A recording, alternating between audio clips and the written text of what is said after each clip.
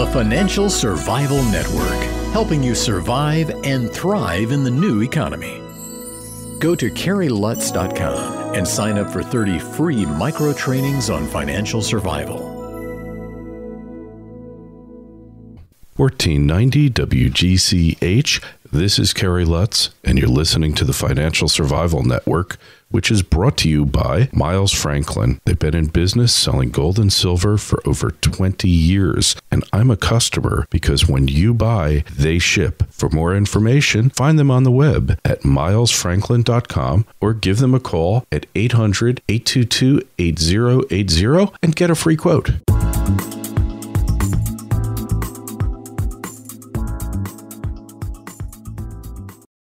People around the globe are concerned about protecting their wealth.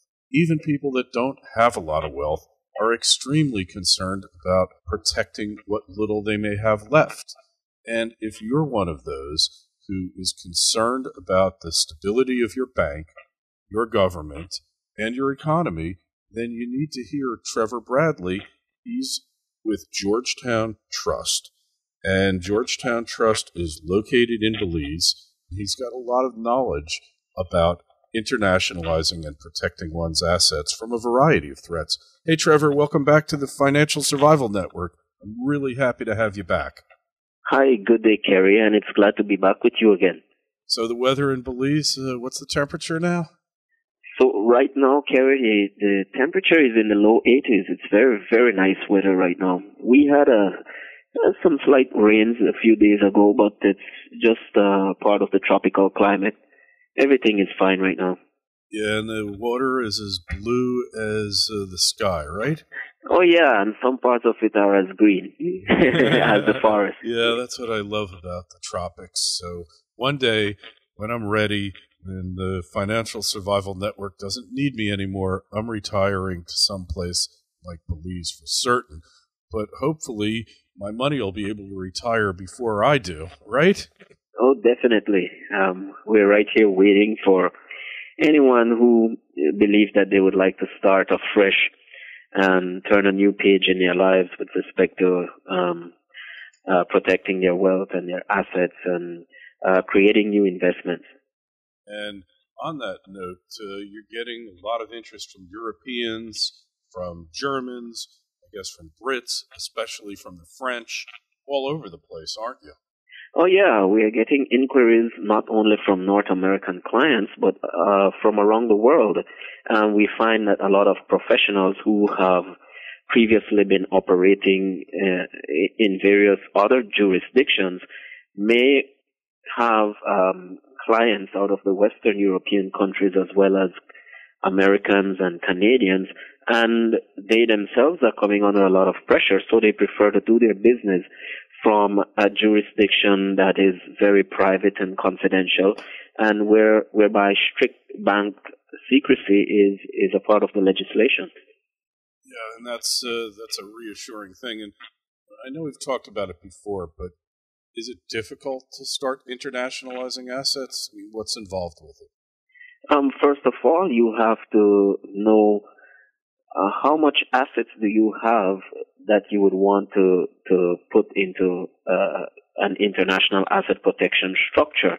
Some of your assets may be in liquid cash, and you have to be very compliant with whatever legislation your country has with respect to moving your assets offshore, particularly your cash. Yeah, so, and you know, you're allowed to do this. It's totally legal.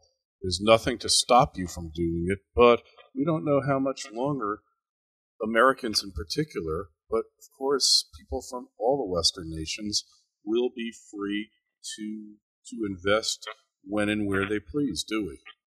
Yeah, the way how things are going in the world today, much of the stronger, bigger countries are indeed stretching their tentacles even further down into the private business of each of their own citizens as well as smaller developing countries. But what we have that can hold us over for the next few years, for sure, is the legislation that was originated by them themselves. They are the ones who helped to design the legislation of many of these offshore tax havens, such as Belize. Mm-hmm. And, as far as how much money you need to have, really income and assets, not as big a deal as it once was, is it? Actually, it all depends on, where you want your life to go. I mean, it will be for every individual case to determine whether asset protection, international asset protection, is something that they need or will need in the future, or they do not need at this time.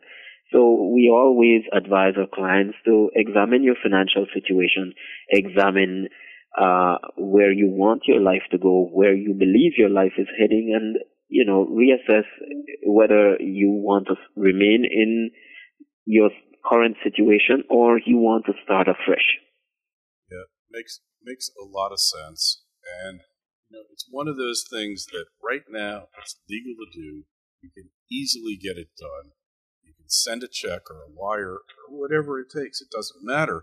But it's one of those things, like they say, the only time a gun is important is when you need one and you don't have it. The only time money is important is when you need it and you don't have it. And the only time internationalizing your assets is important is when you want to do it and you're no longer allowed to, right? Indeed, the personal freedom of being able to move your assets in whichever direction you want is paramount at this point in time, and certainly it will remain a paramount reason as we go along. But for right now, each individual case are advised, to look at their situation to see if it's something they need now, or if you will, as so many of us are doing, you observe the current global status quo and see how it's changing, and you will be able to determine if those changes are going to affect you down the road, and what changes you're going to have to make beginning from now to buffer that situation. Of course. And the key is that wherever you live in the world, you need to always be compliant with whatever crazy reporting rules and laws the government has come up with to try to control you, right? To really make sure that if you don't report things, the outcome could be disastrous, right? Oh, definitely, because there is legislation that determines what your actions or course of actions is supposed to be, and therefore we always encourage you to get the advice of your local attorney when you want to decide to set up asset protection structures or want to become a resident of another country or to move yourself offshore. Yeah, makes a lot of sense. And I guess you've got access to people who know about these things and can give sound advice on that topic.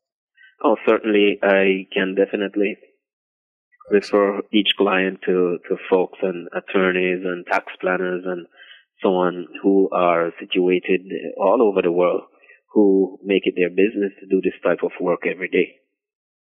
Yeah, absolutely. I mean, I have been in with asset protection guys.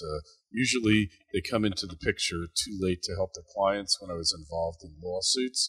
But if you structure your affairs before you need it, then when you do need it, there's not going to be much that anybody can do, even the government, to come after you and try to get the assets away if you did it before you got into any problems or there was ever an issue, right? Exactly. And the other side of that, or should I say to complement that, the real goal is to make sure you do it the proper way, the right way, the way that is most suitable for you. Yeah, that's so important.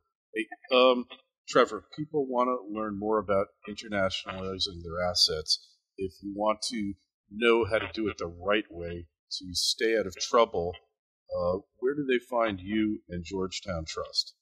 Well, our company, our office is located in San Pedro and Bergrisky in Belize, which is a small country in Central America. It is an English-speaking country, so there is no problems where communication is concerned, but Spanish is also widely spoken. Our website is www.georgetowntrust.com, and you can reach me easily at Treavor, Trevor _Georgetown at btl.net, or you can call me at 011-501-226-3569. Not only do we have a lot of information and can offer a lot of guidance and assistance with respect to moving your assets offshore and international asset protection, we also offer services such as residency and retirement programs, and we can even discuss possible nationality with you if you might be interested in having a second passport. Hey, it sounds like really good information, something that every one of you needs to consider if you have the wherewithal, and if you're considering a retirement overseas.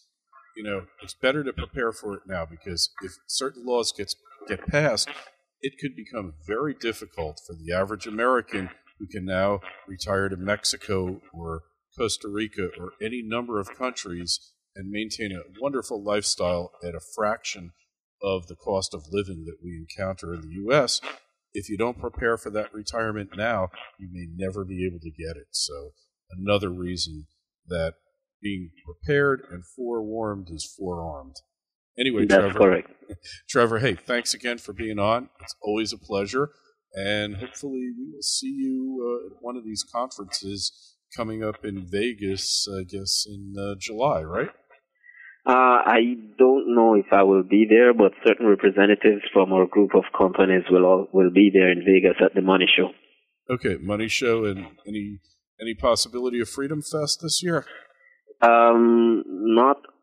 Yes, Freedom Fest as well, which would be there in Vegas. Yeah. Yeah.